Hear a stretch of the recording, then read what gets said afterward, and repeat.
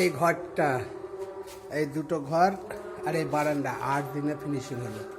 এই দেখেন একাই, এই দেখেন এই ঘরটা অ্যালবাস্টারের ঘর 10-10 মেঝে নিয়ে, দুটো ঘর মেঝে নিয়ে আপনার 8 দিনে কমপ্লিট। দেখেন বারান্দার সামনে এটুকু বাকি আছে, দেখেন গ্রিল লাগাতে বাকি আছে।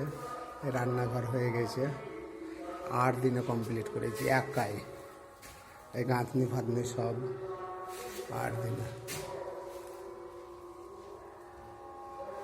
দিনে কমপ্লিট। দেখেন একদিনে একটা মেঝে, দেখেন একদম পানি ভরেছে। এই ডেটও মেঝে একদিন আমি করেছি।